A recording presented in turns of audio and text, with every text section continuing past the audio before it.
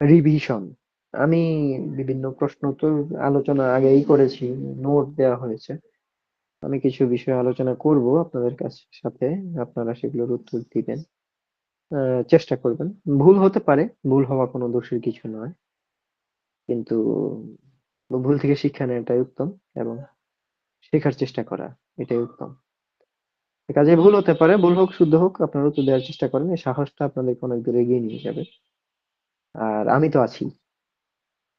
ঠিক আছে, আমরা বেশ কিছু ইন্টারেস্টিং আলোচনা করে যাব। অ্যানাটমি এবং ফিজিওলজির আলোচনা সাধারণত অনেকের কাছে বিরস লাগে, তো চেষ্টা করবো আজকে অবশ্যই গুরুত্বপূর্ণ গুলো আলোচনা করব, পাশাপাশি একটু মজাদার যেগুলো একটু কম কঠিন মনে হবে সেগুলো ওই আজকের শেষ ক্লাসটা যেন সুন্দর হয় সেই জন্য আলোচনা করব।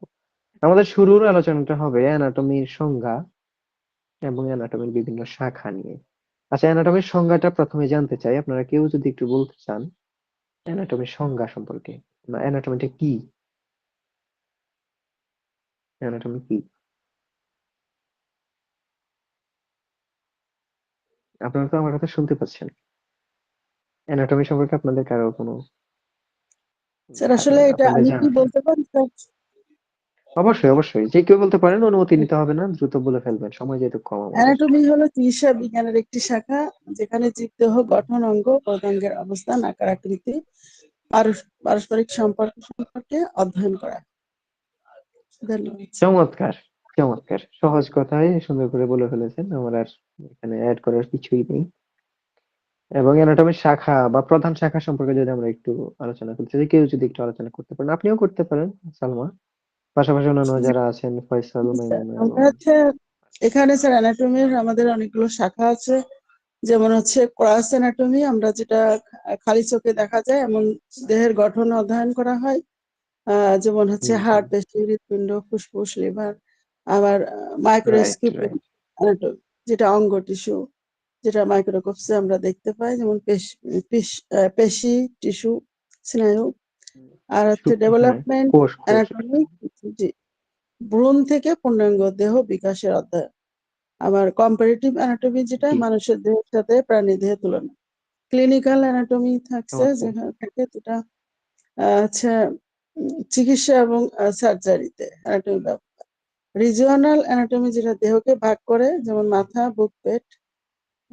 সিস্টেমিক আছে, যেমন স্নায়ু, রক্ত, হুম হুম। Radiological, X-ray, CT scan. জি, ধন্যবাদ ধন্যবাদ। আপনি আপনার যে মানে এটা দেখলাম, আমার মনে হচ্ছে আপনার পড়াশোনাতে যথেষ্ট আগ্রহ আছে, এবং স্যার আমার খুব কাজে আমি বলতে পছন্দের পারি অ্যানাটমি, ফিজিওলজি। আমি আমি খুব পছন্দ হ্যাঁ হ্যাঁ, করি। আপনি অনেক ভালো করবেন প্যানক্রিয়াস, ইনশাআল্লাহ। আপনি দোয়া অনেক করেন ভালো স্যার। করবেন। জানি না শেখার জন্য আর কি করতেছি, কিন্তু পরীক্ষায় কতটুকু লিখতে পারবো। আমার খুব ভালো লাগে প্যানক্রিয়াস, তারপরে পরীক্ষায় পিত্তথলি, লিখতে পারাটা তো অবশ্যই ভালো, কিন্তু এখানে মূলত যে বিষয়টা আমাদের, সেটা হচ্ছে আমাদের চিকিৎসার জন্য আমরা এটা শিখবো, আমরা পরীক্ষার জন্য না শিখি। পরীক্ষায় অবশ্যই আমাকে প্রমাণ দিতে হবে আমি কতটা শিখলাম, কিন্তু এটা দিন শেষে যেটা লাগবে সেটা সারা জীবন আমার লাগবে চিকিৎসার ক্ষেত্রে, কাজে আমাকে সেভাবেই শেখাটা উত্তম, তাই না? কাজে সেভাবে আমরা শিখি। ঠিক আছে। ওটাই আমাদের গ্রস অ্যানাটমির মধ্যেই কয়েকটা শাখা আছে। Systematic anatomy, regional anatomy, surface anatomy, microscopic অ্যানাটমির মধ্যে হিস্টোলজি, সাইটোলজি এসব আছে। আপনার আলোচনা থেকে অনেক মানে বিষয়টা উঠে এসেছে। যাক, আমরা পরবর্তী আরেকটাতে যাই, সেটা হচ্ছে হোমিওপ্যাথিতে অ্যানাটমি পাঠের গুরুত্ব। এটা নিয়ে কেউ একটু আলোচনা যদি করতেন। আরো অন্যান্য অনেকেই আছেন, জাহিদ, হাসান, ওনারাও অ্যাড হয়েছেন, আপনারাও চাইলে বলতে পারেন। এবং বেলি নামে একজন আছেন, বেলি পারভিন। জি, বেলি পারভিন, আপনি বলতে চান? বলতে চাইলে বলেন। হোমিওপ্যাথিতে অ্যানাটমি পাঠের গুরুত্ব বা প্রয়োজনীয়তা।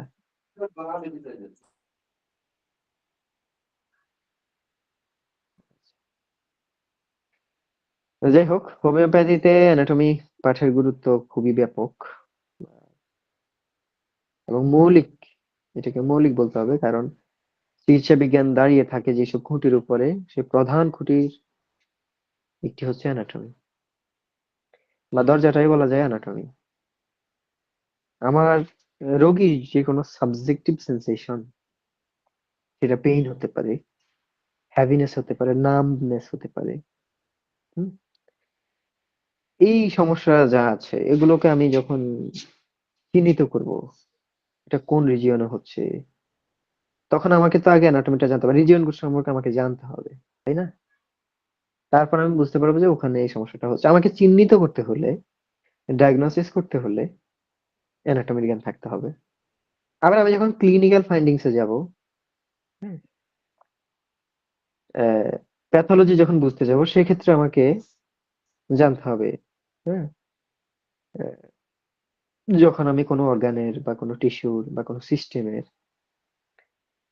এগুলো নর্মাল স্ট্রাকচার সম্পর্কে, নর্মাল ফাংশন সম্পর্কে আমি যখন জানবো, বুঝবো ভালো করে, তখনই আমি আসলে প্যাথোলজিক্যাল চেঞ্জ যেটা সেটাকে আমি বুঝতে পারবো, বা ফাংশনাল ডিস্টারবেন্স এটাকে তখন আমি বুঝতে পারবো। তাহলে আমাকে অ্যাবনর্মাল বোঝার জন্য প্রথমে নর্মাল জানতে হবে। সেই নর্মাল জানার জন্য আমাকে প্যাথোলজি বুঝতে হবে, ফিজিওলজি বুঝতে হবে। ফিজিওলজি বোঝার জন্য আমি কার ফিজিওলজি বুঝবো? আমি অ্যানাটমির ফিজিওলজি বুঝবো। ঠিক আছে, আমাকে স্ট্রাকচার আগে জানতে হবে, তারপর সেটার ফাংশন জানতে হবে। তো আমাকে স্ট্রাকচার জানতে গেলেই অ্যানাটমিটার জ্ঞান রাখতে হয়। এরপরে আমাদের হোমিওপ্যাথিক মেট্রিমেডিকে যখন আমরা পড়ি, সেখানে আমরা দেখি যে বিভিন্ন রেমেডি বা বিভিন্ন মেডিসিনের নির্দিষ্ট অর্গানের অ্যাফিনিটি থাকে, টিস্যু অ্যাফিনিটি থাকে। হ্যাঁ, যেমন আমাদের লাইকোপোডিয়াম ওষুধটি, এটা আমাদের লিভার এবং ডাইজেশন যে সিস্টেম সেটার উপরে খুব ক্রিয়া দেখায়।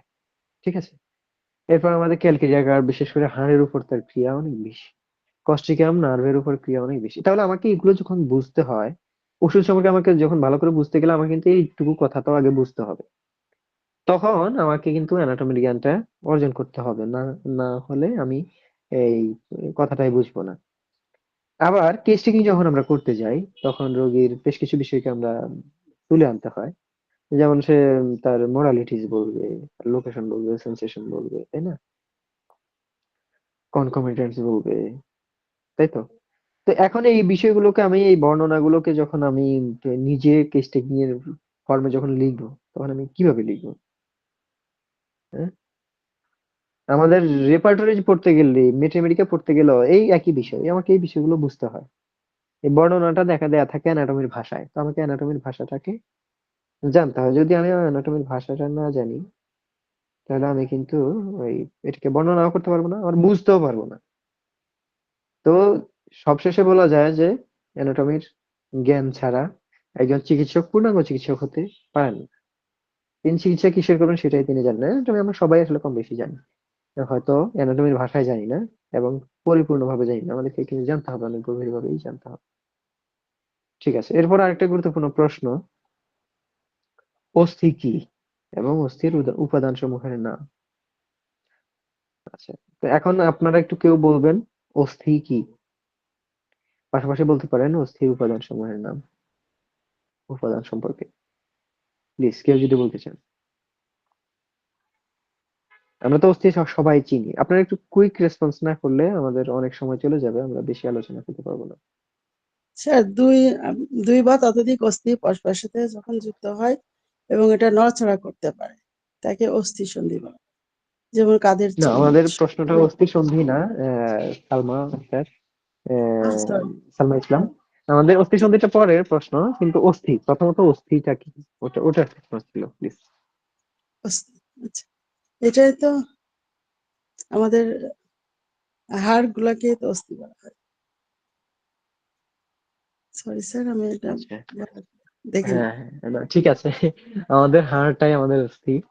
এটাকে আমরা ভিন্নভাবে বলতে পারি যে আমাদের মানবদেহের স্কেলেটাল সিস্টেমের প্রধান কাঠামোগত উপাদান হচ্ছে অস্থি, বা এটাকে আমরা বলতে পারি যে প্রধান কাঠামোগত উপাদান, স্কেলেটাল সিস্টেমের প্রধান কাঠামোগত উপাদান, যেটা দেহকে দৃঢ়তা, ভারসাম্য এবং সুরক্ষা প্রদান করে।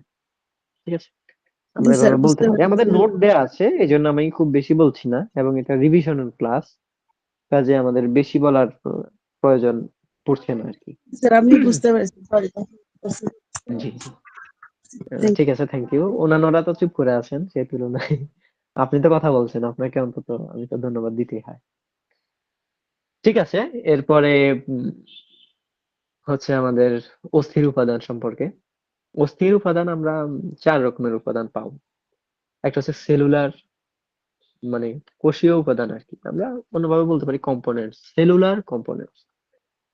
যেমন সেখানে অস্টিওব্লাস্ট আসে। এখানে একটা কথা বলে রাখি যে আমাদের পরীক্ষায় সাধারণত আমরা এই যে cellular components, organic matrix, inorganic বা মিনারেল কম্পোনেন্টস এবং ওয়াটার, এই চারটাই হয়তো বিভিন্ন সময় অনেকে আমরা পরীক্ষায় লিখে দিয়ে এসেছি বা লিখে দিয়ে আসি। কিন্তু আমার পরীক্ষার প্রশ্নের মধ্যে, মানে উত্তরের মধ্যে, আমার যিনি পরীক্ষক, যিনি নিরীক্ষক, ওনারা দেখবেন যে আমি আসলে কতটা পারি, এটা বিচার করার জন্য তো পরীক্ষা, তাই তো?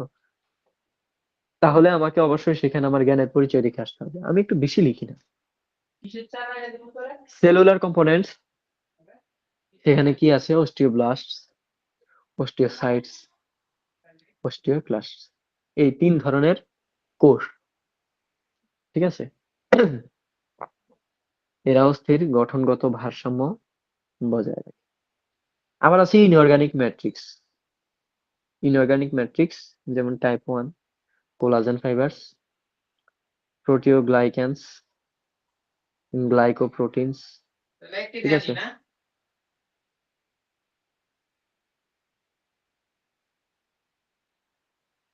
হ্যাঁ। তারপরে আবার আছে আমাদের ইনঅর্গানিক বা মিনারেল কম্পোনেন্টস।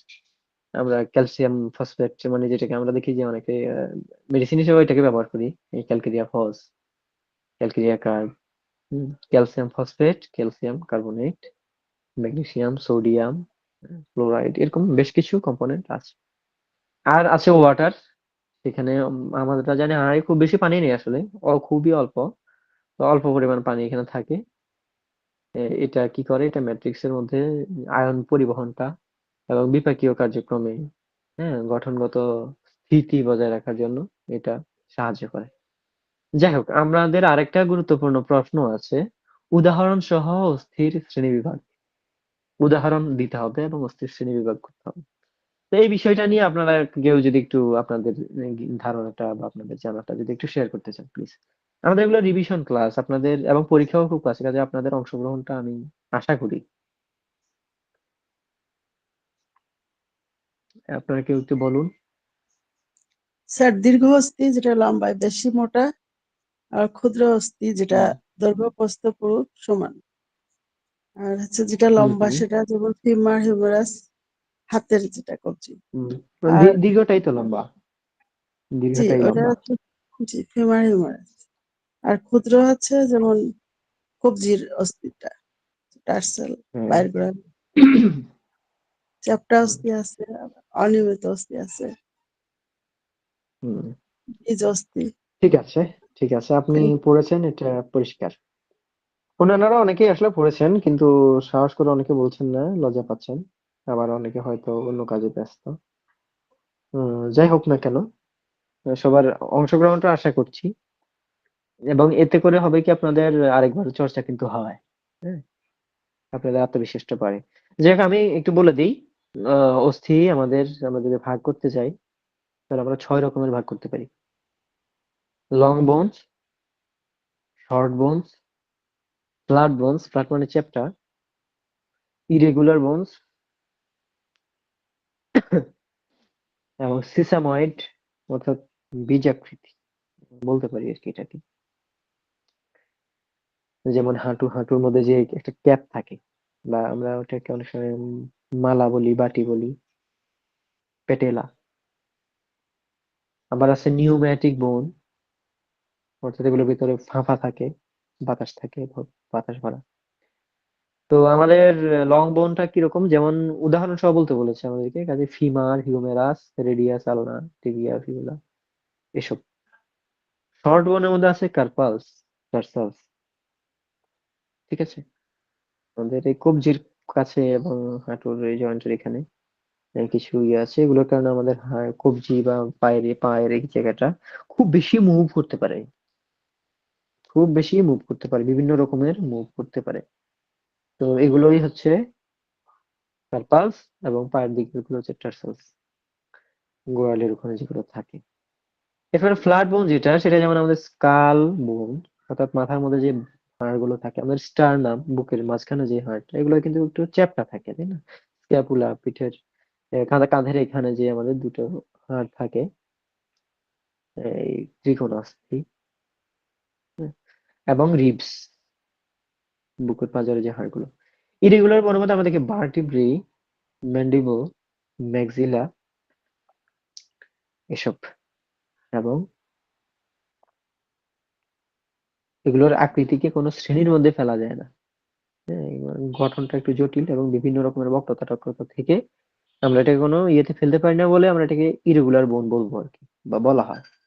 এবং সিসাময়েড তো বললামই, পাশাপাশি নিউম্যাটিক যেটা সেটা হচ্ছে যেমন আমাদের ম্যাকজিলাস, ফেনয়েড এবং ফ্রন্টাল বোনের মধ্যে এ, বাতাস মানে ফাঁপা জায়গা থাকে এবং ওখানে বাতাস পূর্ণ থাকে, এই জন্য এগুলোকে নিউম্যাটিক বোন বলা হয়। ঠিক আছে, এবার অস্থি সন্ধি নিয়ে সালমা আপনি আগেই বলেছিলেন। যদিও সে সময় আমার প্রশ্নটা অস্থি সন্ধির ছিল না, আপনি তখনই উত্তরটা দিয়ে দিয়েছেন।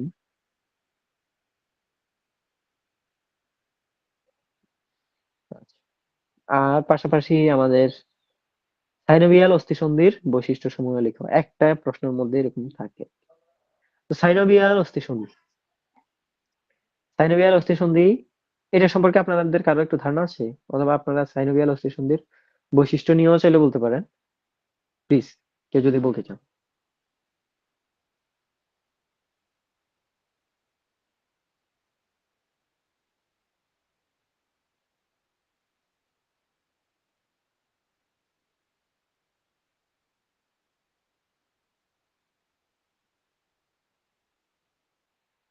আচ্ছা, আমাদের তো সময় বেশি নেই, কাজে আমরা অপেক্ষা করতে পারছি না। সাইনোভিয়াল অস্থিসন্ধিটা হচ্ছে যেখানে ফ্লুইড থাকে আর কি, এই অস্থিসন্ধিগুলোতে ফ্লুইড থাকে, এবং এই জায়গায় ফ্লুইড থাকার কারণে এবং এখানে এক ধরনের ক্যাভিটি থাকে। এবং এই তার আরো বেশ কিছু বৈশিষ্ট্য আছে, ওইসব মিলিয়ে এটা খুব পরিমাণে মুভ করতে পারে, মুভমেন্ট করতে পারে। ঠিক আছে, খুব পরিমাণে মুভমেন্ট করতে পারে, খুব ভার বহন করতে পারে। তো আমাদের সাইনোভিয়াল জয়েন্ট এটা সবচাইতে বেশি মুভমেন্ট করতে পারে, এবং বিশেষ কাঠামো থাকে, যেমন সাইনোভিয়াল ক্যাভিটি থাকে প্রথমত, হ্যাঁ, একটা ফাঁকা জায়গা থাকে। এরপরে আর্টিকুলার কার্টিলেজ থাকে, অর্থাৎ হাড়ের সাথে, হ্যাঁ, হাড়ের যে প্রান্ত যেগুলো থাকে এগুলোতে হায়ালিন কার্টিলেজ থাকে, এটা দিয়ে আবৃত থাকে, যার ফলে হয় কি হাড়ে হাড়ে যে ঘর্ষণটা ওটা অনেক কম হয়, এবং এটার মুভমেন্টটা খুবই আহ মসৃণ হয় আর কি, খুব সুন্দর করে মুভমেন্টটা হয়। এরপরে সাইনোভিয়াল মেমব্রেন থাকে, এখানে থাকে আবার সাইনোভিয়াল ফ্লুইড, এটাই মূলত লুব্রিকেশনটাকে ইয়ে করে, অর্থাৎ এটা আহ ঘর্ষণটাকে কমায়, পিচ্ছিল করে। পাশাপাশি এটা কার্টিলেজকে পুষ্টি দেয়, হ্যাঁ, এবং এগুলো কিন্তু স্বচ্ছ হয়।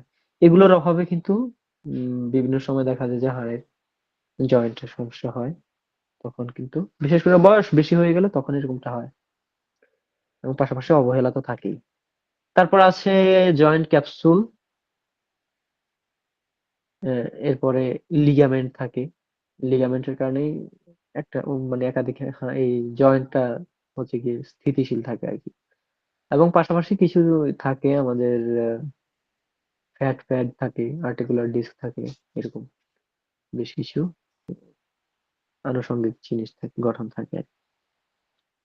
যাক, এবারে আমাদের আরেকটা প্রশ্ন, নিম্ন অঙ্গের অস্থি সমূহের নাম লিখো, এরকম একটা প্রশ্ন আসে। আপনারা কেউ যদি একটু বলতে পারেন, কিছুটা হলো বলেন, শুনি দেখি। আপনারা চুপ করে বসে থাকলে তো হলো না, পরীক্ষাটা তো আপনাদের, তাই না? আপনাদের অংশগ্রহণেই ক্লাসটা সুন্দর হয়।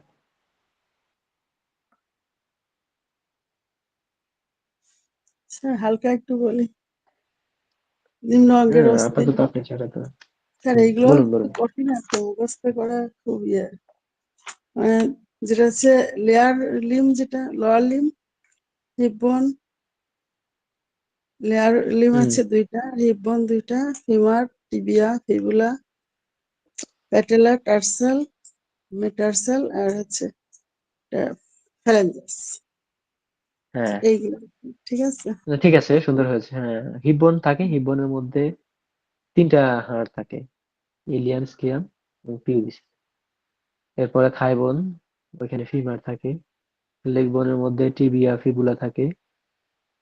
তারপরে এখানে আবার মাঝখানে থাকে প্যাটেলা। তারপর আছে ফুট বোনস, সেখানে টার্সালস থাকে, ক্যালকেনিয়াস, ট্যালোস, নেভিকুলার, কিউবয়েড এবং medial cuneiform, intermediate cuneiform, lateral cuneiform. আর থাকে মেটাটার্সালস, ফ্যালাঞ্জেস। ঠিক আছে, তো এই সব মিলিয়ে থাকে। আচ্ছা, এবার আমাদের আরেকটা আলোচনা, অস্থি এবং তরুণ অস্থির মধ্যে পার্থক্য। এটা তো আপনারা জানার কথা, সহজভাবেই করার কথা। জি ঠিক স্যার, আছে, এই যে তরুণ অস্থি। আমি একাই বলছি স্যার, সরি। তরুণ ওনারা অস্থি স্যার। যেহেতু বলছেন না, জি আপনাকেই তো বলতে হচ্ছে। সমস্যা নেই, স্যার, বলুন। তরুণ অস্থি যেমন হচ্ছে নরম, এবং বৃষণ যেমন হচ্ছে কানের নাকের ইয়ে। আর যেটা হ্যাঁ, হ্যাঁ, আরেকটা হ্যাঁ। কি জি, আরেকটা হচ্ছে কি যেন স্যার, প্রশ্ন ছিল, আমি হঠাৎ করে ভুলে গেলাম। অস্থি এবং আর তরুণ অস্থি। হ্যাঁ, অস্থি অস্থি অস্থি এবং যেগুলো তরুণ। শক্ত এবং দৃঢ়, আহ সেগুলো হচ্ছে অস্থি। যেমন হচ্ছে আমাদের হচ্ছে শক্তি দেয়, এবং ওটা আহ, পড়ছিলাম কিন্তু এই মুহূর্তে মনে দেহের নেই। ভর, দেহের আকৃতি, ভর, আকৃতি হ্যাঁ, এগুলো করে। অঙ্গের আভ্যন্তরীণ অঙ্গের সুরক্ষা দেয়।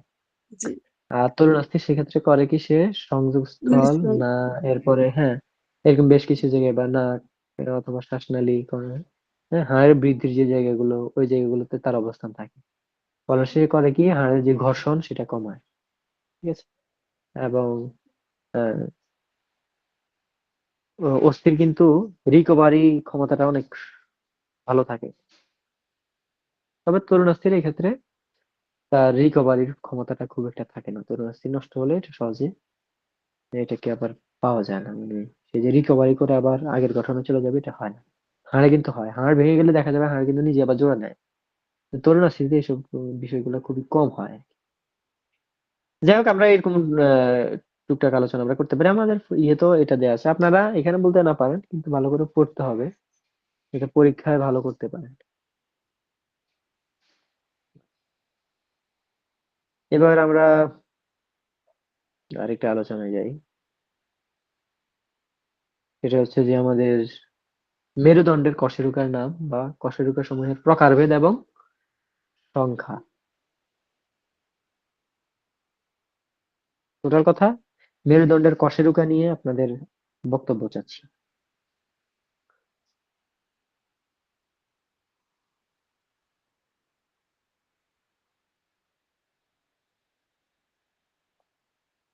হুম। মনে আছে কিনা যে বডি, ভার্টিব্রাল ফোরামেন, এগুলো স্যার, ভার্টিব্রাল আর্টস, না, না, স্পাইনাল প্রসেস, আমাদের না, না, সার্ভাইকাল ভার্টিব্রা, ওইটা কশেরুকা স্যার, বলতে আমাদের, হ্যাঁ, হ্যাঁ, হ্যাঁ, হ্যাঁ, thoracical vertebra, lumbar vertebra, sacral right, right. Vertebra, আর এবং কক্সিয়াল ভার্টিব্রা। এই তো আপনি পেরেছেন। এগুলো হ্যাঁ, সার্ভাইকাল 7টা থাকে, thoracic থাকে 12টা, লাম্বার থাকে 5টা, স্যাক্রাল একটা, কক্সিসিয়াল একটা। স্যাক্রামে এক সময় 5টা থাকে, পরে এগুলো ফিউজড হয় আর কি। এবং কক্সিসিয়াল ওই ভার্টিব্রেট গুলোর মধ্যে ওখানে আগে থাকে 4টা, পরে এটা ফিউজ হয়ে একটাই রূপ নেয়। আচ্ছা, তারপরে আমাদের আমরা আরেকটা মজার আলোচনায় যাই। সিএসএফ, সিএসএফ নিয়ে আপনাদের কারো বক্তব্য আমি আশা করছি। সংক্ষিপ্ত প্রশ্ন আকারে আসে আর কি। সিএসএফ কি, সংক্ষেপে লেখা হয়, এই 8 নম্বর প্রশ্নে থাকে। এখানে সিএসএফ এর প্রশ্নটা প্রায় সময়ই আসে।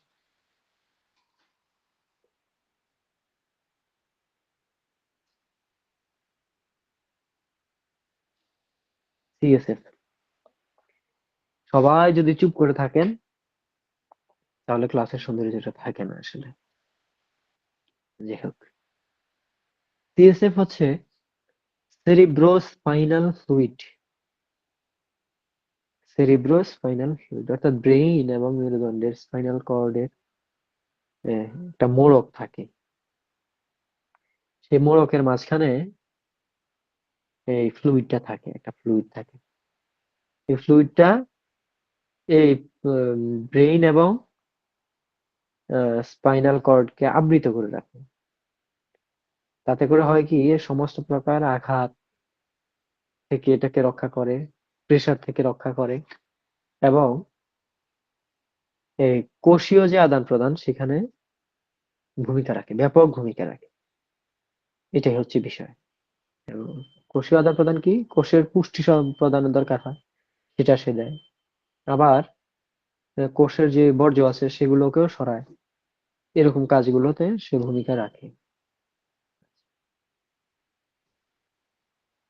তারপরে ক্র্যানিয়াল নার্ভ, ক্র্যানিয়াল নার্ভের নাম এবং কাজ সংক্ষেপে কেউ একটু বলতে পারবেন?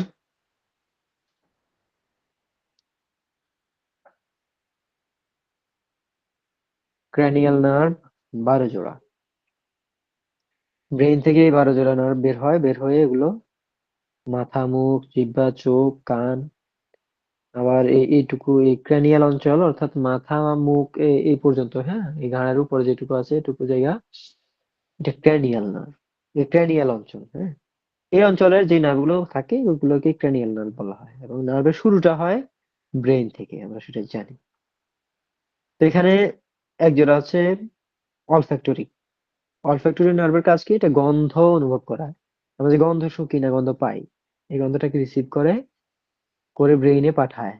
এই কাজটা করে অলফ্যাক্টরি নার্ভ। তখন আমরা বুঝি যে এই পোড়া আলুর গন্ধ, পোড়া মাংসের গন্ধ, ভালো রান্না হয়েছে, কিংবা এই দই পচে গেছে, এই বিষয়গুলো আমরা তখন বুঝি। আবার অপটিক নার্ভের কাজ হচ্ছে, আমরা যা দেখি এই সব ইমেজ, এগুলো সে ব্রেইনে পাঠায়, সে রিসিভ করে। এটা হচ্ছে অপটিক নার্ভের কাজ। অকুলোমোটর নার্ভ যেটা, সেটা আবার কি করে, চোখের মানে চোখের তো বিভিন্ন রকমের মুভমেন্ট আছে, তাই বেশিরভাগ মুভমেন্টকে নিয়ন্ত্রণ করে। আবার পাশাপাশি চোখের পাতা ওঠানো নামানো, চোখের পিউপিলটা ছোট বড় হয়ে যাওয়া, এগুলোকে নিয়ন্ত্রণ করে অকুলোমোটর নার্ভ। চকলিয়ার নার্ভের কাজ হচ্ছে চোখের চোখটারে নিচের দিকে এবং সামান্য ভেতরের দিকে যে আমরা নাড়াই, হ্যাঁ, এই কাজটা নিয়ন্ত্রণ করে আবার চকলিয়ার নার্ভ। ট্রাইজেমিনাল নার্ভ একটা আছে। ট্রাইজেমিনাল নার্ভের কাজ হচ্ছে আমাদের মুখের এই অঞ্চলটাতে সে এখানকার স্পর্শ, হ্যাঁ, কেউ স্পর্শ করলো কিনা, আবার ব্যথা যে হয় সেই ব্যথাটা এসে ইয়ে করে, অনুভব করায়। তাপ, মানে এখানে তাপ কম না বেশি, অর্থাৎ ঠান্ডা বা গরম, এটা এই অনুভূতি গুলোকে সে এখানে ক্রিয়েট করতে সাহায্য করে। এবং আমরা যখন চিবাই তখন সে পেশিগুলোকে কন্ট্রোল করে। ঠিক আছে, এই হচ্ছে ট্রাইজেমিনাল নার্ভের কাজ। অ্যাবডুসেন্স আছে, এগুলো চোখকে বাইরের দিকে ঘোরানোর ক্ষেত্রে সে সাহায্য করে। ফেসিয়াল নার্ভের কাজ হচ্ছে আমাদের এই যে মুখভঙ্গি, অর্থাৎ আমরা হাসি, রাগ করি, ঘৃণা দেখাই, বিরক্তি হই, চেহারা দেখলে এটা বোঝা যায়। এই চেহারাটাকে বিভিন্ন রকম ফের করার জন্য ফেসিয়াল নার্ভ বিরাট ভূমিকা রাখে, এবং জিহ্বার সামনের অংশের স্বাদ নেয়ার ক্ষেত্রে সাহায্য করে। চোখের পানি তৈরি, হ্যাঁ, এবং লালা তৈরিতে সে এ, নিয়ন্ত্রণ করে চোখে, এগুলো। ভেস্টিবুলো ককলিয়ার নার্ভ, এটা কি কাজ করে, সে শোনার ক্ষেত্রে এবং শরীরের ভারসাম্য রক্ষাতে কিছু ক্ষেত্রে সাহায্য করে, বিশেষ করে শোনার ক্ষেত্রে। এবং গ্লসোফ্যারেঞ্জিয়াল একটা নার্ভ নার্ভ আছে এক জোড়া। এগুলো কি করে, এর নাম শুনে বোঝা যাচ্ছে, জিহ্বার পেছনের অংশের স্বাদ নেয়ার ক্ষেত্রে এবং গেলার ক্ষেত্রে, এই যে আমরা খাবারটা খুব করে গিলে ফেলি, এই ক্ষেত্রে সাহায্যটা সে করে। ফ্যারিংস এবং গ্লসো বলতে এখানে বোঝাচ্ছে জিহ্বা। জিহ্বা এবং ফ্যারিংস এর যে অঞ্চলটা, ওই অঞ্চলটাতে এর আহ, প্রভাব থাকে। এরপর আছে ভেগাস নার্ভ। হুম, ভেগাস নার্ভ কি করে, সে খাবার নাড়াচাড়া, গলার শব্দ তৈরি করা, ইত্যাদি। হ্যাঁ, এই কাজগুলো সে করে। দেহের ভেতরে কিছু সেন্সেশনও সে বহন করে। আর অ্যাক্সেসরি নার্ভ আছে যেটা ঘাড়কে ঘোরানো, হ্যাঁ, কাঁধ তোলা, এই পেশিগুলোকে সে নিয়ন্ত্রণ করে। আর আছে হাইপোগ্লোসাল নার্ভ, এটা জিহ্বার নাড়াচাড়াকে নিয়ন্ত্রণ করে, কথা বলার সময়, খাবার খাওয়ার সময় এগুলো, মানে এই কাজগুলো সে করে আর কি। জিহ্বাকে নাড়াচাড়া করে আমরা কথা বলি, খাবার খাই, চিবাই, দাঁতের মধ্যে দিই উল্টো পাল্টে, এই কাজগুলো সে নিয়ন্ত্রণ করে। জি। এরপরে আমরা আরেকটা আলোচনায় আসি, এটা হচ্ছে আমাদের কিডনির প্রধান কাজ। এই উত্তরটা আমি আশা করছি আপনাদের কাছ থেকে। একটা দুইটা কাজ হলো তো আপনারা বলতে পারেন না, তাই না? সবাই যে একদম চুপ করে থাকা মানে তো হচ্ছে আপনাদের কাছে বিষয়টা খুবই খারাপ লাগছে সম্ভবত, সেই জন্য আপনারা কথা বলছেন না, আমি এরকম ধরে নিতে হবে আর কি। কিংবা আপনারা সমস্যায় আছেন, যেমন আপনারা তো একটু অংশগ্রহণ করা উচিত, তাই না? একটা মানুষ সব উত্তর দিচ্ছে, তো ভালো দেখায় না। আপনারা আসসালামু একটু আলাইকুম। বলুন। ওয়ালাইকুম আসসালাম। ও খাইরুল ভাই, আপনি কথা বলবেন এটা আমি জানতাম, আমি অন্যদের ভালো কাছ আছেন? থেকে আশা করছিলাম। আমি একটু আছি ব্যস্ত থাকার আলহামদুলিল্লাহ, ভালো কারণে আছি। কোনো অ্যান্সার করতে পারিনি না, আরকি। আপনার বিষয়টা আমি জানি, আপনার বিষয়টা তো আমি কিডনির জানি। প্রধান কাজ হলো রক্তকে থাকা এবং দ্বিতীয় কাজ হলো প্রস্রাব তৈরি করা। জি, ঠিক আছে। হ্যাঁ, আপনার ওখান থেকে যে নয়েজ আসছে, ঠিক আছে। না, আমি আপনার এই বাচ্চাকে বিষয়টা আমার এই কারণে আমি মাইক্রোফোন অন করতে পারছি না আরকি। হ্যাঁ, বুঝতে পেরেছি, বুঝতে পেরেছি, ঠিক আছে। কিডনির প্রধান কাজ, সে হচ্ছে রক্তে যেই ইউরিয়া থাকে, ইউরিক অ্যাসিড থাকে, ক্রিয়েটিনিন থাকে, এই টাইপের বিভিন্ন নাইট্রোজেন জাতীয় বর্জ্যকে রক্ত থেকে ছেঁকে শরীরের বাইরে নির্গমন করে, নিঃসরণ করে। হ্যাঁ, এবং এর এর ফলে কি হয়, কোষীয় বিপাকের স্বাভাবিক ধারাটা বজায় থাকে। কখনো কোষীয় বিপাক হয়ে এইসব বর্জ্য তৈরি হয় এবং এগুলো রক্তে মিশে রক্ত থেকে কিডনি এগুলোকে ছেঁকে এগুলো বের করে ফেলে, অর্থাৎ এক্সক্রিশন অফ মেটাবলিক ওয়েস্ট। এই একটা কাজ সে করে। আরেকটা কাজ সে করে আরেকটা কাজ সে করে যে ওয়াটার ব্যালেন্স নিয়ন্ত্রণ করে। ওয়াটার ব্যালেন্স, আমাদের শরীরের যে জলের ভারসাম্য, এটাকে কিডনি নিয়ন্ত্রণ করে। ঠিক আছে, সে প্রয়োজন অনুযায়ী পানি পুনঃশোষণ করে, আবার প্রয়োজন অনুযায়ী পানিকে বের করে দেয়। এই কাজগুলো করে সে পানির যে ভারসাম্যটুকু থাকা দরকার ওটুকুকে সে নিয়ন্ত্রণ করে।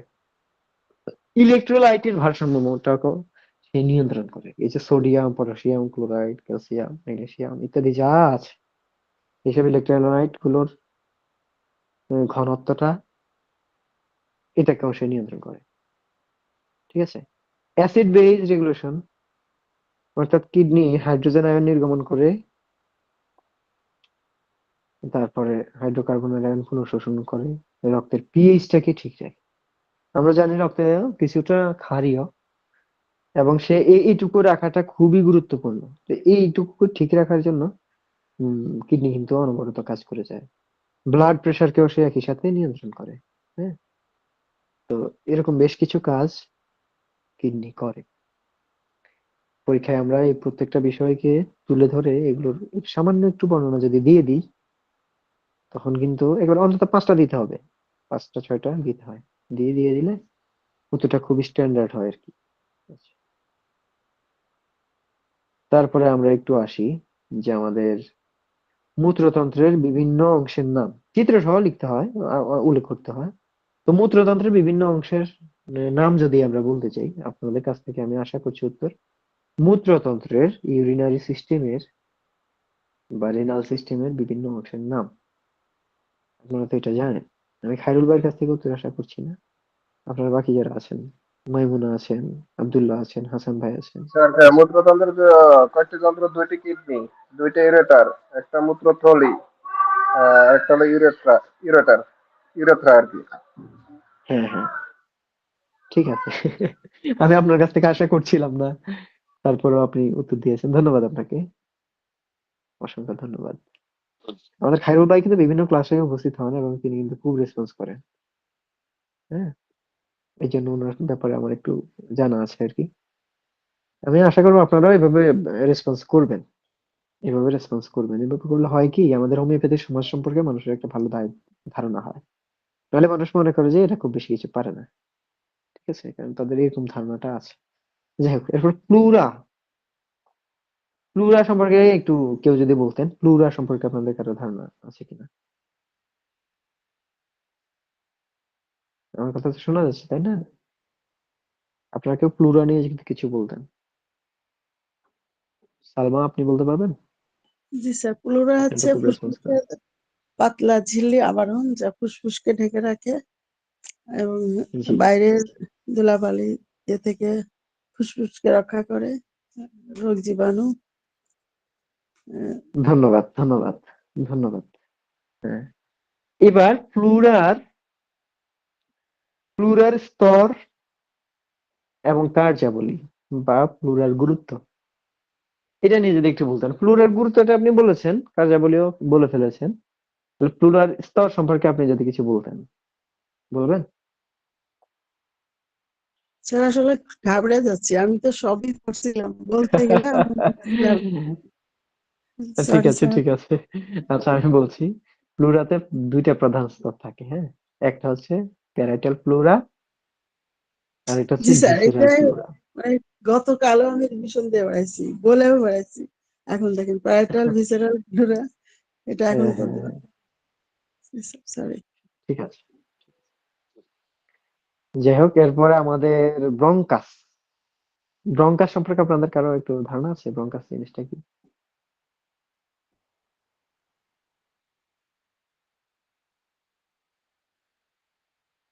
ব্রঙ্কাস, শ্বাসনালী সম্পর্কে আপনাদের ধারণা আছে? ট্রাকিয়া। ট্রাকিয়া একটা জায়গায় এসে দুইটা ভাগ হয়, সেখানেই সৃষ্টি হয় দুইটা bronchus, right bronchus, left bronchus. তাদের কি বিষয়, এদের বিষয় হচ্ছে এই যে আমাদের ডান ব্রঙ্কাস মানে রাইট ব্রঙ্কাস, মেইন ব্রঙ্কাস আর কি। তারপরে এগুলো পরবর্তীতে আরো ভাগ হয় ব্রঙ্কাস থেকে। হুম, মানে ব্রঙ্কাই থেকে ব্রঙ্কিউলস। ঠিক আছে, এরকম থাকে। যাই হোক, তো আমাদের রাইট ব্রঙ্কাস বা রাইট ব্রঙ্কাই, এটা মানে ডান ব্রঙ্কাসটা হচ্ছে কি 2.5 সেন্টিমিটার লম্বা হয়, কিন্তু বাম পাশেরটা হয় 5 সেন্টিমিটার। তো তাতে কি হয়, বাম পাশেরটা একটু লম্বা বেশি, ডান পাশেরটা একটু খাটো বেশি। আবার যদি প্রশস্ততার বিষয়ে বলি, তাহলে ডান পাশেরটা একটু বেশি প্রশস্ত এবং চওড়া, কিন্তু বাম পাশেরটা তুলনামূলক সরু এবং চিকন। তারপরে আহ ডান ব্রঙ্কাস যেটা, আমাদের ডান ব্রঙ্কাসে 3টা সেকেন্ডারি ব্রঙ্কাস থাকে বা লোবার। এই যে আমরা লোব বলি না, এই যে 3টা লোব ডান পাশে, এই জন্য তার 3টা সেকেন্ডারি ব্রঙ্কাস থাকে সেখানে। আর বাম পাশে যেহেতু 2টা লোব ফুসফুসে, এই জন্য সেখানে সেকেন্ডারি বা লোবার ব্রঙ্কাস থাকে 2টা। ঠিক আছে। স্যার একটু হ্যাঁ, কোশ্চেন ছিল, আসলে লোবটা কি? এটা লোবে যেটা প্রাইমারি লোব ব্রঙ্কাস মানে দিয়ে ডান হচ্ছে, দিকে বের হয়, এটা হ্যাঁ, লোবে প্রবেশ করে, লো- ওইটা আমি এটা একটু বুঝি। লোবটা হচ্ছে ভাগ, লোবটা হচ্ছে খন্ড আর কি, খন্ড। ও ঠিক আচ্ছা আছে, আচ্ছা। আমাদের তো ফুসফুস, একটা ডান পাশের ফুসফুস, একটা বাম পাশের ফুসফুস, তাই জি না? জি জি স্যার। এখন ধরেন যে ফুসফুসের মধ্যে ডান পাশে আপনি ফুসফুসের ছবি ডায়াগ্রাম যদি দেখেন, সেখানে দেখবেন ফুসফুসের 3টা মানে 2টা দাগ আছে। ঠিক আছে, 2টা দাগ দেওয়ার কারণে ফুসফুসটা 3টা খন্ডে ভাগ হয়ে গেছে। হ্যাঁ, তো 2টা দাগ না আসলে ঠিক, এটাকে বলা হচ্ছে এটা ফিশার আর কি। হ্যাঁ, এটা 2টা মানে খন্ড ভাগ করে এটাকে জাস্ট অ্যাডজাস্ট রাখা হয়েছে, তবে ভাগ করা হয়েছে। তাতে করে হচ্ছে কি, আমার যদি একটা লোব আক্রান্ত হয়, তাহলে আমার বাকি লোবগুলো কিন্তু কি থাকলো, ভালো থাকলো, এবং আমি তখন আমার যে বায়ু বা মানে যে শ্বাস প্রশ্বাসটা যেহেতু খুবই গুরুত্বপূর্ণ, এই জন্য আমার শ্বাস প্রশ্বাসটা ঠিক রাখার জন্য এগুলাকে ভাগ করে দেওয়া হয়েছে, যে একটা সেক্টর যদি বন্ধ হয়ে যায়, অন্য সেক্টর গুলাতে উৎপাদন চলবে।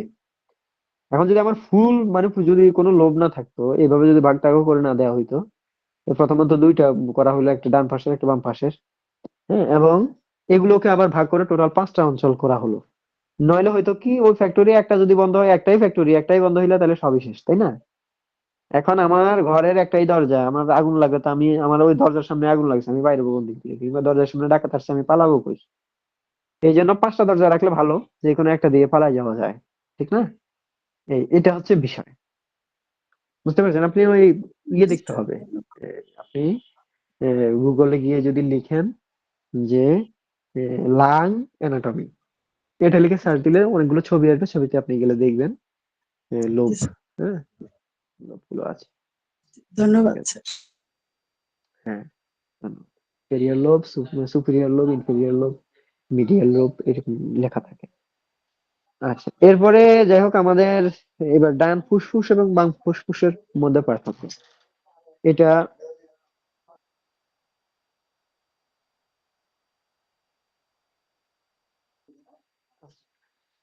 তাহলে আমাদের ডান ফুসফুস এবং বাম ফুসফুসের মধ্যে পার্থক্য, এটা যদি আপনারা কেউ একটু আলোচনা করতেন প্লিজ। স্যার, ডান ফুসফুস সম্পর্কে একটু মনে আছে, যেটা হচ্ছে আকৃতি হচ্ছে বাম ফুসফুসের তুলনায় একটু ভারী, আর হচ্ছে বাম ফুসফুসটা একটু কম ভারী। আর এর লোবের সংখ্যা 3টি লোব আছে, উপরের লোব, মাঝের লোব, নিচের লোব। আর একটা হচ্ছে ফিশার ভাস, যেটা হচ্ছে 2টা ফিশার আছে, উপরের মাঝের অংশ নিচের লোবকে আলাদা করে। আর ব্রঙ্কাস আছে, ডান প্রাইমারি ব্রঙ্কাস, ছোট চওড়া। এটা আকৃতি আছে, সামনের দিক ঠিক আছে, থেকে ঠিক ছোট, আছে। পিছনের দিকে বড়। হ্যাঁ, হ্যাঁ, হ্যাঁ, বাম পাশের ফুসফুসে একটা জিনিস বাড়তি আছে, এটা কি আপনি বলতে পারবেন? একটা স্পেশাল জিনিস আছে যেটা ডান পাশে নাই, বা আরো কথা সহজ ভাবে বলে বলে দিই, আমি একটু ক্লু দিই। এটা হচ্ছে একটা বাঁক আছে, বাঁক। এই বাঁকটাকে কি বলে?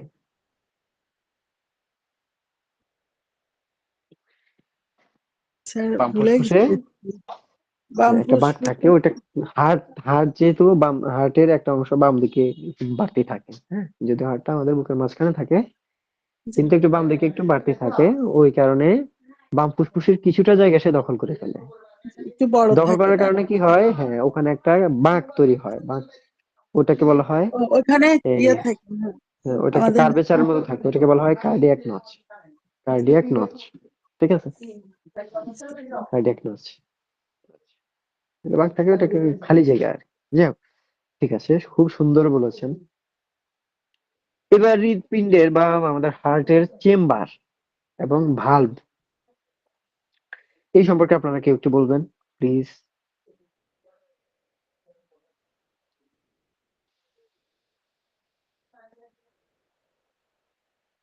হুম,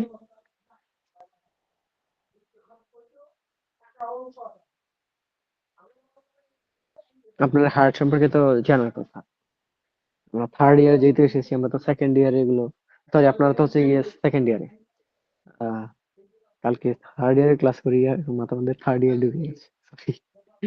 আচ্ছা, সেকেন্ড ইয়ারে তো আপনাদের এই বিষয়গুলো তো জানা উচিত, তাই না? এবং হার্ট আমাদের মানব দেহের খুবই গুরুত্বপূর্ণ একটা অর্গান, এটা সম্পর্কে তো আমাদের আইডিয়া রাখা উচিত। এটা রোগীও খুব বেশি, তাই না? হার্টের চেম্বার কয়টা এবং ভালভ কয়টা আপনার বলুন তো প্লিজ কেউ।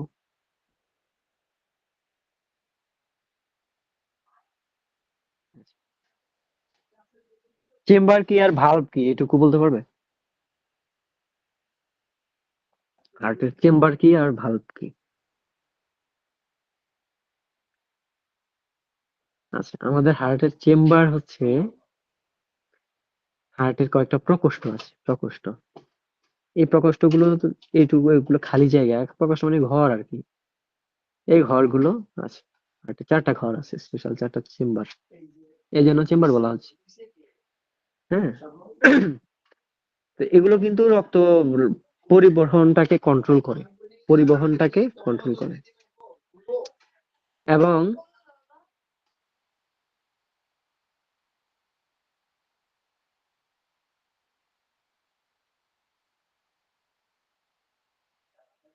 আচ্ছা, আমার এখানে একটু নয়েজ হতে পারে, আপনারা বিষয়টা সহজভাবে নিবেন। যাই হোক, আহ তাহলে এগুলো হচ্ছে প্রকোষ্ঠ, এগুলোতে রক্ত আসে এবং এগুলোর মাধ্যমেই রক্তটা কন্ট্রোল হয়। রক্ত যে সারা দেহে পরিবাহিত হবে, এই বিষয়টা কন্ট্রোল হয়। এবং এই কন্ট্রোল করার জন্য এই চেম্বার গুলো মাঝখানে কিছু দরজা থাকে। এই দরজাগুলো কিন্তু রক্ত পরিবহনে সাহায্য করে। ওই দরজাগুলোকেই বলা হয় কপাট বা কপাটিকা, এবং এগুলোকেই ইংরেজিতে বা মেডিকেল টার্মে বলা হয় ভালভ। ঠিক আছে? আমাদের হার্টের 4টা চেম্বার থাকে। আমাদের হার্ট প্রধানত 2টা অংশে বিভক্ত। প্রধানত একটা রাইট সাইড আর একটা লেফট সাইড। রাইট সাইডে 2টা চেম্বার, লেফট সাইডে 2টা চেম্বার। রাইট সাইডে আমাদের থাকে রাইট অ্যাট্রিয়াম, লেফট সাইড, তারপরে লেফট সাইডেও আবার একটা অ্যাট্রিয়াম থাকে, ওটা লেফট অ্যাট্রিয়াম। তো রাইট সাইডে অ্যাট্রিয়াম এর নিচেই আরেকটা থাকে ভেন্ট্রিকল, রাইট ভেন্ট্রিকল। আবার লেফট সাইডে আরেকটা থাকে লেফট ভেন্ট্রিকল। তো রাইট অ্যাট্রিয়ামে প্রথম রক্ত সারা শরীর থেকে এসে রাইট অ্যাট্রিয়ামে আসে আর কি। তো রাইট অ্যাট্রিয়াম থেকে রাইট ভেন্ট্রিকলে আসার জন্য মাঝখানে একটা দরজা থাকে, সেটা বলা হয় ট্রাইকাসপিড ভালভ। ঠিক আছে? 3 কপাটের দরজা আর কি, 3টা পার্টের পাল্লা, 3 পাল্লার দরজা, ট্রাইকাসপিড ভালভ। এইটা রক্তকে, এটা এমন ভাবে থাকে যে রক্ত পেছন দিকে আর আসতে পারে না। এটার গঠনটা এরকম। আপনারা যদি এটা দেখেন, আমি নোটও দিয়েছি, এখানে আপনারা পাবেন।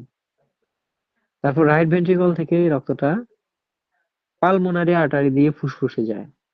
সারা দেহ থেকে অশোধিত অশোধিত রক্ত এই সুপিরিয়র ভেনা ক্যাভা এবং ইনফিরিয়র ভেনা ক্যাভা দিয়ে এসে রাইট ভেন্ট্রিকলে আসে। রাইট ভেন্ট্রিকল থেকে এটা ট্রাইকাসপিড ভালভ পার হয়ে রাইট ভেন্ট্রিকলে আসে। রাইট অ্যাট্রিয়াম থেকে রাইট ভেন্ট্রিকলে আসার পরে এটা এবার যায় পালমোনারি আর্টারি দিয়ে 2 ফুসফুসে। পালমোনারি আর্টারিতে যাইতে মাঝখানে এইবার একটা দরজা পড়ে। এই দরজাটাকে বলা হয় পালমোনারি ভালভ। যেহেতু পালমোনারি আর্টারি দিয়ে যাচ্ছে, এই জন্য এটার নাম হয়েছে পালমোনারি ভালভ। আচ্ছা, তারপর লাংয়ে গিয়ে বা ফুসফুসে গিয়ে এটা আবার ওই কার্বন ডাই অক্সাইড ত্যাগ করে এসে অক্সিজেন গ্রহণ করে এটা তখন শুদ্ধ রক্ত হয়। ঠিক আছে? তারপরে এটা পালমোনারি ভেইন দিয়ে আবার লেফট অ্যাট্রিয়ামে আসে। হার্টে ঢুকতে গেলে প্রথমেই কিন্তু অ্যাট্রিয়াম পড়ে। ঠিক আছে? তো লেফট অ্যাট্রিয়ামে আসে। লেফট অ্যাট্রিয়ামে আসার পরে এটা মাইট্রাল ভালভ বা বাইকাসপিড, 2 পাল্লার দরজা, এটা আবার মাইট্রাল ভালভ বলা হয়। এটা পার হয়ে লেফট ভেন্ট্রিকলে আসে। লেফট ভেন্ট্রিকল থেকে এটা আবার অ্যাওর্টিক ভালভ পার হয়ে, অর্থাৎ অ্যাওর্টা দিয়ে যেহেতু যাবে, এই জন্য এটার নাম দেওয়া হয়েছে অ্যাওর্টিক ভালভ। তো অ্যাওর্টিক ভালভ পার হয়ে অ্যাওর্টাতে যায়। অ্যাওর্টা থেকে এটা আস্তে আস্তে আর্টারি এবং আর্টারিওলস হয়ে এভাবে সারা শরীরে কোষে কোষে পৌঁছে যায়। টিস্যুতে কোষে কোষে পৌঁছে যায়। পৌঁছে সে আবার এই অক্সিজেন দিয়ে আসে, কোষীয় বিক্রিয়া হয়। ঠিক আছে? এভাবে চলতে থাকে। হ্যাঁ? এই হচ্ছে আমাদের হৃৎপিণ্ডের চেম্বার এবং ভালভ নিয়ে আমরা আলোচনা করলাম। বাংলায় আমরা এগুলোকে আলোচনা করি। অ্যাট্রিয়ামটাকে আমাদের বলা হয় অলিন্দ, এবং ভেন্ট্রিকলকে বলা হয় নিলয়। আমরা ডান অলিন্দ, বাম অলিন্দ, ডান নিলয়, বাম নিলয় পড়েছি। যাই হোক, এবার আমাদের আরো সময় আছে, আমরা আরো কিছু আলোচনা করব। তো আপনাদের কাছ থেকে আমি একটু জানতে চাই যে আমাদের আর্টারি কি এবং ভেইন কি? আপনাদের কারো এই বিষয়ে আইডিয়া আছে? আপনাদের আইডিয়াটা একটু শেয়ার করুন।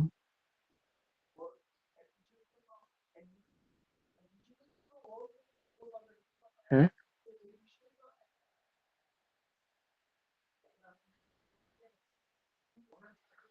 আচ্ছা। আমাদের স্যার আর্টারি ধমনী। হচ্ছে রক্তনালী, হ্যাঁ, হৃদয় থেকে শরীরের দিকে রক্ত বহন করে। আর্টারি যেটা সাধারণ অক্সিজেন হুম, যুক্ত রক্ত বহন করে, যেটা দেওয়ালটা মোটা হুম, এবং শক্ত, রক্তের চাপ বেশি। জি, আর যেমন হচ্ছে কাটা গেলে ফোটে না বা ছিটকে বের হয়, এরকম সবচেয়ে বড় আর্টারি যেটা। আর ভেন হচ্ছে শরীর থেকে হৃদয়ের দিকে রক্ত নিয়ে আসে, সাধারণত অক্সিজেন আর রক্ত বহন করে। এর দেওয়ালটা পাতলা, হ্যাঁ, রক্তচাপ কম। স্যার হুম। ভিতরে ভালভ থাকে যেটা, এটাই স্যার ঠিক সবচেয়ে আছে, বড় খুবই সুন্দর ভেন। বলেছেন। Thank you sir. খুবই সুন্দর বলেছেন, খুবই সুন্দর বলেছেন। আপনাকে অসংখ্য ধন্যবাদ। আপনার এই প্রচেষ্টা আপনাকে কিন্তু সফলতা এনে দিবে। প্রচেষ্টা ছাড়া তো সফলতা আসে না। ধন্যবাদ স্যার। আমাদের হোমিওপ্যাথিক স্টুডেন্ট যারা আমরা, আমি নিজের কথা বলছি, মানে আমরা যারা আছি আমাদের একটা জাতীয় সমস্যা আছে, মানে হোমিওপ্যাথদের একটা জাতীয় সমস্যা হচ্ছে, না পড়ে আমরা কিভাবে এক কথায় হোমিওপ্যাথ হয়ে যাবো, এক কথায়। হ্যাঁ, মোয়া মোয়া বানাইতেও তো কষ্ট হয়। তো এটা হচ্ছে এই গাছের পাতা আর কি, চাইলাম আর পেরে নিলাম, ওইরকম আমরা এরকম মনে করি। এই জন্য আমাদের অনেকে এক কথায় হোমিওপ্যাথি, এক কথায় হোমিওপ্যাথি, হ্যাঁ, একটা লাইনে দুইটা লাইনে হোমিওপ্যাথি। এটা দিয়ে এগুলো দিয়ে বোঝায় যে আমাদের হোমিওপ্যাথি সম্পর্কে আমাদের জ্ঞান নেই। বাইরের দেশের মানুষ যদি এটা জানে, বাইরের দেশের হোমিওপ্যাথি, এরা আমাদের দেশের হোমিওপ্যাথি শুনলেই মানুষ ছি ছি করে। এখনো তো ইন্ডিয়া অনেকে করে না। বাংলাদেশি ডাক্তার নাম শুনলেই নাক ছিটকায়, বুঝে যে পড়াশোনা কিছু নেই। যাই স্যার হোক, আমি পরীক্ষার আমাদের এই পরে একটু সমস্যাটাকে অ্যানাটমি আমাদের কাটিয়ে উঠতে ফিজিওলজিটা হবে। শিখতে চাই। স্যার এরকম হেল্প করা যাবে? আমার খুব ভালো লাগে, কিন্তু এখন তো আমাদের পরীক্ষার জন্য। পরীক্ষাটা শেষ হোক, এরপরে আমাদের জি, হোমিওলজিস্টের পরীক্ষার সাথে পরে যোগাযোগ করবেন। আমার একটু, বা আমাদের আমার কোর্স বর্ষভিত্তিক টেস্টটাও। আলোচনা হবে, হ্যাঁ, জি জি, থ্যাংক ইউ স্যার। বর্ষভিত্তিক আলোচনা আমাদের হবে। আজকের আলোচনাটা আমার খুব ভালো লাগছে। আর বিষয় হচ্ছে আমাদের কেন যেন, মানে সম্ভবত আপনি সুন্দর করে উত্তর দিচ্ছেন বলেই চাপটা খুব বেশি নেই, আমি কিন্তু খুবই রিল্যাক্সে আলোচনা করছি, এবং সময় মনে হচ্ছে পুরোছে না। ধন্যবাদ। হ্যাঁ, নর্মালি কিন্তু সময় পাওয়া যায় না। আমি আসলে কিছু জিনিস আজকে খুব বেশি আলোচনা করিনি, তবুও মানে চাপটা সেরকম মনে হচ্ছে না এবং ক্লাসটা মজাই লাগছে, যেহেতু এটা হলো দয়া। আপনি পরীক্ষার পরে হোমিওলজিস্টের সাথে যোগাযোগ রাখবেন, আমাদের কিন্তু বর্ষভিত্তিক ক্লাস হবে এরপর আমার আবার খুব ভালো থেকে। লাগে এই দুটো সাবজেক্ট। আমি একটা টিচার খুঁজতেছি যে আমার ডাক্তারি পাস হলেও আমি এটা অ্যানাটমি ফিজিওলজি জানবো, কারণ এটা না জানলে কিন্তু ট্রিটমেন্ট করা যায় না, অর্গান সম্পর্কে যদি না জানি। আর এটা আমার খুব খুব জি, ভালো লাগে। তো আমি তো আসলে সায়েন্সের স্টুডেন্ট না, যার কারণে আমার একটু কষ্ট হয়েছে পড়তে। তো আলহামদুলিল্লাহ আমার বাড়িতে এখন আমি বুঝতে পারতেছি। তো তার মানে একেবারে আচ্ছা, অনেক আপনি কিছু স্কুল থেকে পড়েছেন নাকি মোটামুটি। মাদ্রাসা থেকে পড়েছেন? জি, আমি মাদ্রাসা থেকেও পড়ছি, জেনারেলেও পড়ছি। আমার ইসলামিক স্টাডিজ এর সাবজেক্ট জেনারেলে, আর হচ্ছে মাদ্রাসা লাইনে ফাজিল পাশে। একটু বুঝতে মানে আমার কাছে কেমন মনে হচ্ছিল আর কি এরকম। যাই হোক, জি, আপনার ধন্যবাদ। প্রচেষ্টার জন্য আপনাকে ধন্যবাদ। জি, অনেক শুভেচ্ছা অনেক জানাচ্ছি আর কি, জি, এবং আপনাকে। শুভকামনা রাখছি। হুম, জি, আমিন আমিন। যে চেষ্টা করে আল্লাহ তার জন্য পথ খুলে দেয়। চেষ্টা করেন, ঠিক আছে, চেষ্টা করেন। ঠিক আছে। জি স্যার, তাছাড়া আমাদের হোমিওলজিস্টের প্রত্যেকজন টিচার খুবই আন্তরিক, এবং তারা খুব হেল্পফুল আর কি। আপনি পাবেন ইনশাল্লাহ। হ্যাঁ, হোমিওলজিস্টের ইয়ে করবেন, জি স্যার, আমি যোগাযোগ যোগাযোগ রাখেন আর রাখবো। কি। জি, অবশ্যই। আমার খুব শেখার আগ্রহ ঠিক আছে। অ্যানাটমি ফিজিওলজিটা।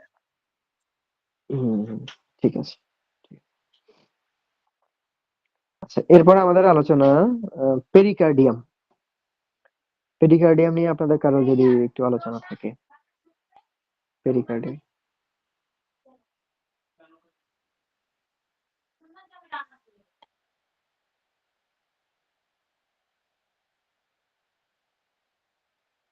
স্যার এটাকে হৃৎপিণ্ডকে ঘিরে রাখা যে দ্বি-স্তর বিশিষ্ট পর্দা।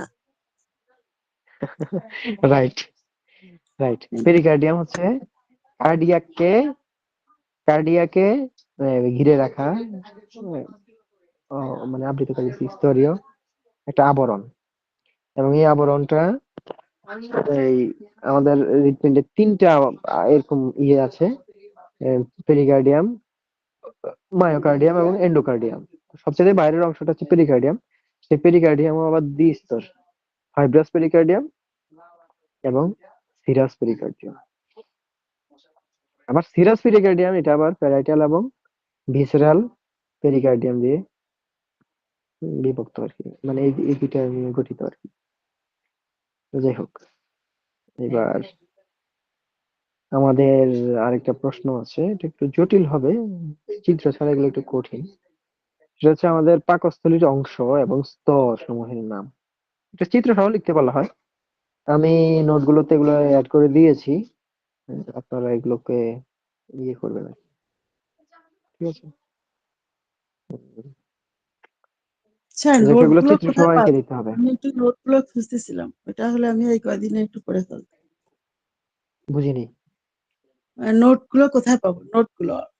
ও আচ্ছা, আচ্ছা, নোটগুলো আমি আরেকবার স্যারকে বলবো আরেকবার দিতে। আমাদের এখানে একটু সমস্যা হয়েছে। আমরা পরে ইয়েকে ভাগ করেছি। ভাগ করার পরে উম ওখানে অনেকে আসলে এসেছেন, অনেকে পরে এসেছেন। আবার নোটগুলো ওখানে কিছু, কিছু নোটে দেওয়া হয়নি। ওগুলো দিয়ে দেওয়া হবে। আমি ২-১ দিনের মধ্যে সব দিয়ে দিতে বলবো স্যারকে, একটু মনে করিয়ে দিব কারণ আরকি। আমাদের তো সময় কম স্যারও খুব থাকে। ব্যস্ত মানুষ। হুম, হুম। স্যার ঠিক আছে। পাকস্থলী তো ৪ ভাগে ভাগ করা হয়। কার্ডিও, ফান্ডাস, আচ্ছা, বডি কার্পাস, পাইলোরাস এগুলোতে স্যার। পাইলোরাস। ঠিক জি, আছে, চমৎকার। হ্যাঁ। এবার জি। এখানে আবার স্তর আছে। স্তরটা বলতে পারবেন? স্যার স্তরটা বুঝতে পারছি না স্যার, মনে নেই। পড়ছিলাম স্তর কিন্তু হচ্ছে ভুলে যাই। সবচাইতে বাইরের ৪টা স্তর থাকে। সবচাইতে বাইরে যেটা পাকস্থলীতে, পাকস্থলীর যে চামড়াটা আরকি, মানে যে ইয়েটা, এটা ৪টা স্তর নিয়ে গঠিত। সেটা হচ্ছে সবচেয়ে বাইরেটা হচ্ছে সিরোসা। তার উপরেরটা হচ্ছে, মানে তার একটু ভিতরে যেটা, সেটা হচ্ছে মাসল লেয়ার। তার একটু ভেতরেরটা হচ্ছে সাবমিউকোসা। আর একদম ভিতরেরটা হচ্ছে মিউকোসা। মিউকোসা, বিশেষ করে মিউকোসা, এই ভেতর যে তীব্র অ্যাসিড, এটা থেকে অন্তত পাকস্থলীর বাঁচায়। যদি এটা না থাকে, পাশাপাশি সাবমিউকোসাও এই ক্ষেত্রে সাহায্য করে। তো এগুলো না থাকলে কি হবে, ওই মাসল লেয়ার টেয়ার, সিরোসা ফিরোসা এগুলো সব ছেদ করে আমাদের সমস্ত অ্যাসিড পেটের নিচে, মানে নাড়িভুড়ি যা আছে সবগুলো গলিয়ে, সমস্ত শরীর গলিয়ে নিচে বের হয়ে যাবে। আল্লাহ পাক কি জিনিস রেখেছেন! প্রচন্ড অ্যাসিড নিয়ে আমি দাঁড়িয়ে আছি, অবস্থান করছি, চলাফেরা করছি, কিন্তু সেই অ্যাসিড আমার ভেতরে আছে, কিন্তু বাইরে থেকে অ্যাসিড লাগলে আমি কিন্তু আবার আহ, মানে আহত হই। অথচ ভেতরে আমি অ্যাসিড নিয়ে ঘুরে বেড়াচ্ছি। জি স্যার, অনেক শুকরিয়া আদায় করি এটা পড়ে। এত ভালো লাগে নিশ্চয়ই, যে নিশ্চয়ই। আল্লাহ তাআলা হম। কিভাবে সৃষ্টি করেছে আমাদের। খুব শুকরিয়া আদায় করছি। এটা পড়ার সৌভাগ্য হচ্ছে আলহামদুলিল্লাহ। মাশাআল্লাহ জি। লাগছে। তো এরপরে আমাদের আলোচনাগুলো যেগুলো আছে মোটামুটি আমরা আলোচনা করে ফেলেছি। আহ আপনাদেরকে নোটগুলো দিয়ে দেওয়া হবে। আমি ও এনাটমির সেকেন্ড যে নোটটা, ওটা দেওয়া হয়নি, ওটা দিয়ে দেওয়া হবে। ফার্স্টটা দিয়ে দেওয়া হয়েছে। ফার্স্ট নোটটা পেয়েছেন তো, না? স্যার আমি শুধু ভিডিও দেখছি হোয়াটসঅ্যাপ এর নোটে। ও আর কোনো আচ্ছা, কিছু। আচ্ছা, ঠিক আছে, ঠিক আছে। আর হচ্ছে আহ আপনাদেরকে তো সাজেশনটাও দিয়ে দেওয়া হয়েছে।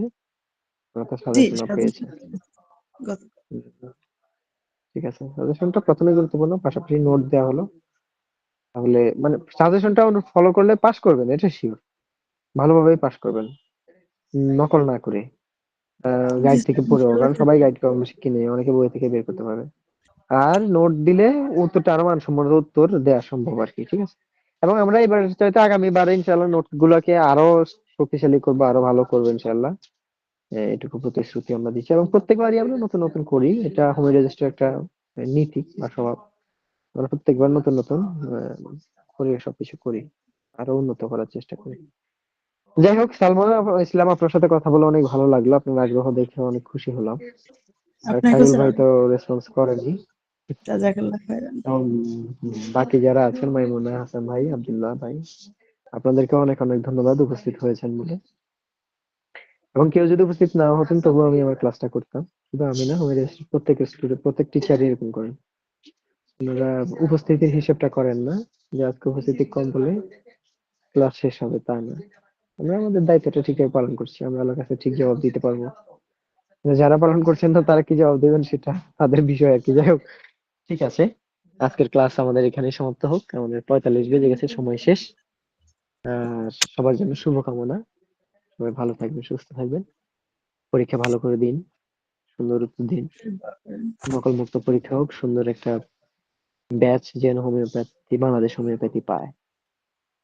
তো সবার প্রতি শুভকামনা রেখে আজকের আলোচনা স্যার এখানেই শেষ আপনাকে করছি। অনেকদিন জাযাকাল্লাহ খাইরান। একটা টিচার পেলে আমরা অনেক দূরে এগিয়ে যাব এবং ভালো স্টুডেন্ট হিসেবে পাবেন যদি আপনি মানে শেখাতে চান। আমার কথাই বলবো, একদম ভালো কম্পিটেন্ট স্টুডেন্ট হিসেবে পাবেন। আমার খুব আগ্রহ এগুলো শুনে। ইনশাল্লাহ, ইনশাল্লাহ। আপনি হোমিওলজিস্টের জাযাকাল্লাহ। সাথে থাকুন, তাহলে হবে। আমার জি মতো আরো অনেক ভালো টিচার যেমন পাবেন, আমার চাইতেও অনেক ভালো টিচার পাবেন। আমরা সবাই কিন্তু হোমিওলজিস্ট স্টুডেন্ট। জি, আপনারও টিচার খুব যারা ভালো ওনারা ধারণা পেয়েছি। অ্যাডভান্স কোর্সটাই করান। জি, জি। ঠিক আছে। ধন্যবাদ, অনেক ধন্যবাদ। আপনি নিয়মিত ক্লাসগুলোতে থাকবেন, হ্যাঁ? আপনাদের ফিজিওলজি জি, ক্লাসটাও আমি অবশ্যই। নিব, ম্যাথমেটিক একটা জি, ক্লাস আমি ইনশাআল্লাহ নিব। আমি থাকবো। রুটিনটা দেখে নিন। জি, ঠিক আছে। জাযাকাল্লাহ ঠিক খাইর। আছে। আল্লাহ হাফেজ তাহলে। আসসালামু আলাইকুম ওয়া রাহমাতুল্লাহ ওয়া বারাকাতুহু। হোস্ট রেকর্ড অফ করেন এবং পরবর্তী ক্লাস শুরু হোক। আল্লাহ হাফেজ।